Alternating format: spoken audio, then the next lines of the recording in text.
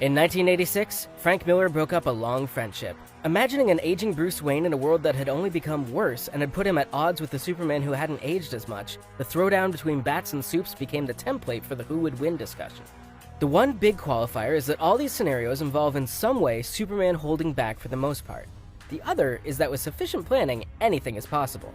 If there's anyone on the Avengers that likes to prepare, it's Tony Stark. In fact, Tony Stark has a plan for the Avengers' own unstoppable punching machine, the Hulk. While Bruce Wayne has no shortage of engineering know-how and people like Lucius Fox to fill in the gaps, there's still no Tony Stark. While Wayne power-armored up for his showdown with Big Blue, power armor is just where Stark starts. Stark isn't stopping at a kryptonite spear. He's going to find a way to work that into his repulsors. The Marvel Universe is not the first go-around for reality in that world. Before the universe that gave us the Avengers, there were at least 6 other goes at the whole universe thing. We know that in part thanks to some of the massively powerful beings that survived the collapse of the last one and the birth of the new one, folks like Galactus. It's entirely likely that when this universe turns out the lights and hands over the keys to the next universe, one of those beings to make the transition will be the ever-loving Hulk. That's because nothing can ever seem to kill the Hulk, only temporarily inconvenience him. But all of that might be true of Superman as well. But there's another famous showdown with Supes that gives us a clue of how things might go down. One of the only beings to rack up a W on the Man of Steel is Doomsday, a being who got stronger the more you hit him. The Hulk's strength is only limited by his anger, and nothing angers up the Hulk like being punched. To beat the Hulk, Superman would have to resort to some uncharacteristically extreme measures. Given how relentless the Hulk can be, he might have to. The Marvel Cinematic Universe is just starting to realize what they have on their hands when it comes to Wanda Maximoff. Turns out, she's more than just a lost kid who can move things with her mind. She's the Scarlet Witch, and that's bad. Or good, I guess. Depending. While the big 3 of the Avengers ran themselves ragged trying to fight Thanos, Wanda was well on her way to making short work of the Mad Titan before he rained fire. And that's Wanda at half sad. At full, unaddressed grief with no outlet, she rewrote an entire town into an evolving sitcom. And all of that is mere kid stuff compared to what she's been capable of in the comics, where she's rewritten all of reality. In fact, the full extent of her powers aren't really that clear. But whatever it is, it makes the other most powerful people in the Marvel Universe nervous. There's another layer that makes this already potent opponent a problem. One of Superman's only weaknesses is magic, and magic is the source of the Scarlet Witch's power. By now it should seem clear that if you mess with one, you get the other when it comes to Scarlet Witch and her vision. Though with Scarlet Witch packing the big punch, you don't always get the Vision to the rescue. You more need Vision around to make Wanda happy enough to not start rearranging reality. Vision against Superman is not a foregone conclusion. But ultimately, and this is true of any matchup really, smart money is on the man from Krypton. Remember, these are people who could beat Superman. They could also all lose. Especially if Superman goes all out. Vision has a lot going for him, but doesn't have that big power, but rather the combinations of powers that could rack up a W for the Synthezoid. Vision can adjust his density up to 90 tons, but at that point he can't move himself and Superman can. But it's the other end, the intangibility is where Vision would shine as long as he works quick. A trick he got from Ultron makes him hard to put down, and that's his nanite body with each nanite containing Vision's program.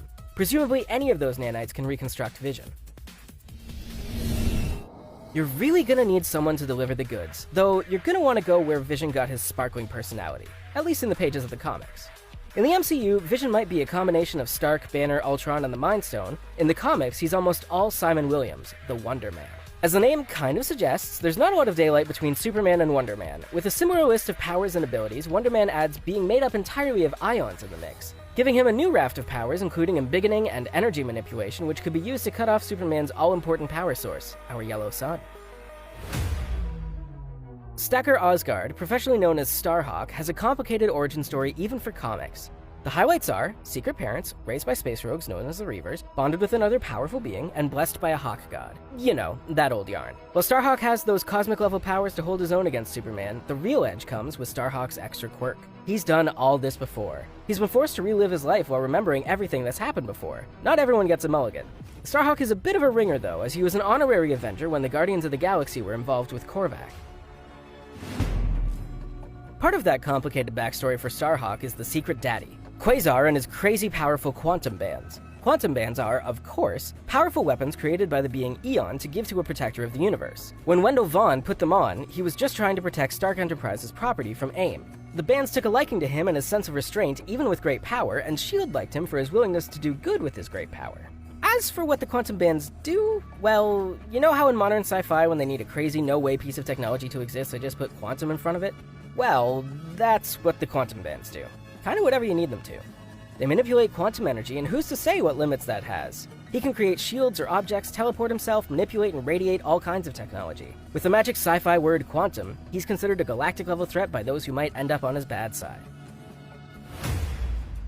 There's a lot of talk in the world of DC Comics over whether or not a being like Superman is, for all intents and purposes, a god. And what can our lives ultimately mean to someone like him? Well, over at the House of Ideas, there is a god walking around, and he's taken a particular liking to the people of Midgard. Thor's ability to stand toe-to-toe with Marvel's unstoppable punching machine certainly earns him a position on the list of people who, under the right circumstances, might rack up a win against the Man of Steel. But Thor has another edge that he shares with his Scarlet-themed teammate. Thor is a magical being, including his lightning powers. He might not be the king of hammers, but that hammer would make all the difference. Moondragon comes from some familiar names, but not familiar stories if your Marvel only comes in movie form. Heather Douglas is the daughter of a man who was named Arthur Douglas, but whose animated corpse became known as Drax the Destroyer. Arthur became a corpse when Thanos killed him to cover up his being on Earth when he shouldn't be. Heather was taken by Thanos' dad. Imagine Thanos' dad. Well, you don't have to. He's Mentor, Thanos' dad. Mentor left the young Heather with monks on Titan who unlocked her psychic potential. Like, all of it. It made her a more powerful telepath than Charles Xavier. Superman has a super brain. No average psionic power is gonna do it. You'll need someone who mind-locked an entire planet to get them to stop it with all that war, and even overpowered Thanos' mind. If that doesn't work, she can occasionally change into a giant space dragon. Good to have a backup. If Superman is the concentrated energy of our yellow suns, then if you're going to beat that, you might as well bring the power of a million exploding suns. Robert Reynolds got his immense powers in the good old-fashioned Marvel way, messing around with Project Rebirth super soldier stuff when he shouldn't have. Instead of making a super athlete with $1 million smile, they made a bona fide Man of Tomorrow-style superhero with $1 million smile. Sentry has some very familiar powers, including the apparent ability to move faster than light, despite physics' intense protestation that that shouldn't be a thing. On top of his Superman-esque power, he's also borrowed power from other mind-bendingly powerful beings like Molecule Man. The catch, though, is that his Darkseid has his own name, Void, and the same power set. And the only way to stop him is to convince everyone, including Robert Reynolds, that there never was a Sentry. So if he could beat Superman, we'd never remember. What's true of anyone from the Avengers or DC who wants to score a win on Superman is that they'll generally have to prep and maybe even get a little help. Well, what better help than the Unipower, the manifestation of the Guardian of Eternity? The Unipower shows up when it's most needed, or feels needed, or just kinda wants to. No one's really been able to sort out its selection process. When it does, it boosts any powers you bring to the table and then brings the Unipower as well. This includes the ability to change energy, like from a yellow sun to maybe a red one, and to transmute objects, meaning that getting kryptonite is not something difficult for whoever has the Captain Universe suit. Of course, if you're using your Unipowers for personal gain or to be a jerk, you lose them, so Superman has to be the aggressor. What better way to introduce a character named after an angry, small, clawed mammal that just runs at the closest thing and tries to rip it to pieces than to have Wolverine try and kill the Hulk in his first outing? Wolverine went on to be a legendary, unstoppable rage machine all on his own. By themselves, the Hulk and Wolverine are a force to be reckoned with. So what happens when you get some Wolverine chocolate in your Hulk peanut butter? H-Alpha. All the strength of the Hulk, all the adamantium, claws, and general attitude for being the best at doing things that aren't nice. If adamantium claws are enough to puncture Superman, having Hulk strength behind them is just how it's gonna happen.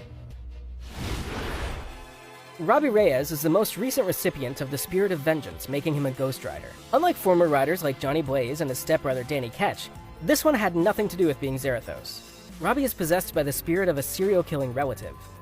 Aside from favoring a Dodge Charger over the traditional motorcycle, Reyes isn't as into the loner routine. When he Ghost Rode to Celestial's former body, he earned himself membership to the Avengers. For Ghost Rider to rack up a win on Superman, it would all depend on Superman's feelings of guilt. Ghost Rider being essentially magic will give him the edge, but a Superman at peace with his place in the universe will shrug off Ghost Rider's finishing move, the penance stare. Adam Brashear has the kind of background that's comic book gold. He was a football all-star while earning his PhD in theoretical physics. Not the only one in the Marvel Universe who was a collegiate football star while getting a very difficult science degree. Looking at you, Sasquatch from Alpha Flight. Brashear's talents brought him into contact with, no, not Project Rebirth or Sentry, this time Perseus, hoping to harness the power of antimatter. And harness it, Brashear did, turning him into the Blue Marvel. He has the requisite strength, like moon-splitting one-punch to the Hulk strength, and invulnerability, but that extra level of antimatter manipulation is what would help the Blue Marvel close the deal. Part of the one-shot alternate team of Mighty Avengers that had Blue Marvel on it was someone you really wouldn't expect. Way back when the Ancient One was a young one, the Ancient One had a schoolmate in Kalu.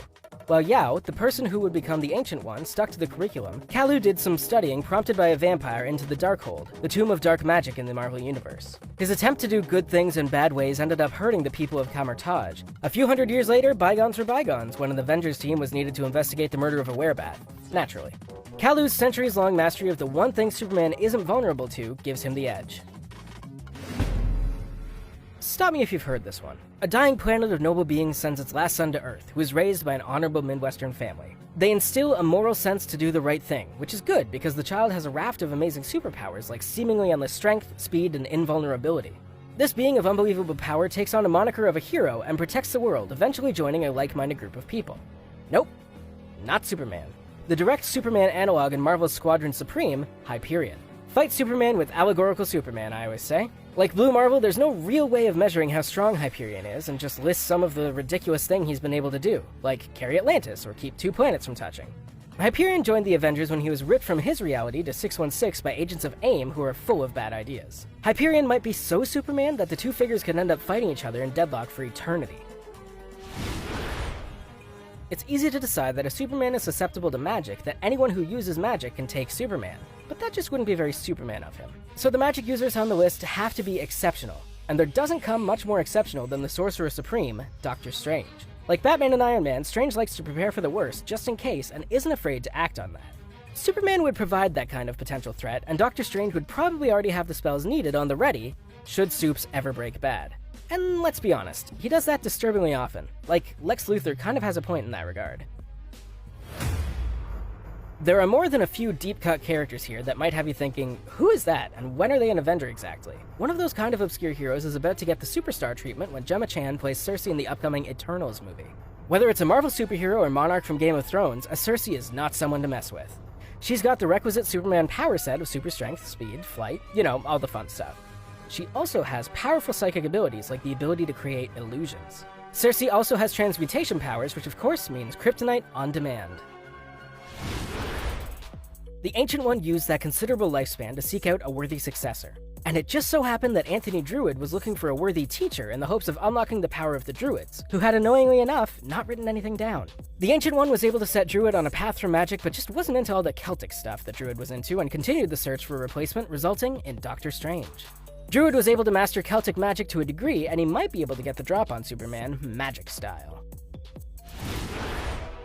If Scarlet Witch making sure Thanos knew who she was led to Thanos raining fire, Captain Marvel arriving fashionably late to the final party was enough to make those gods shoot upwards instead. That's because whether it's comics or movies, Carol Danvers, aka Captain Marvel, is a force to be reckoned with. If all the energy manipulation and super strength and power beams don't do the job, she too has transmutation abilities to create kryptonite. When in doubt, kryptonite.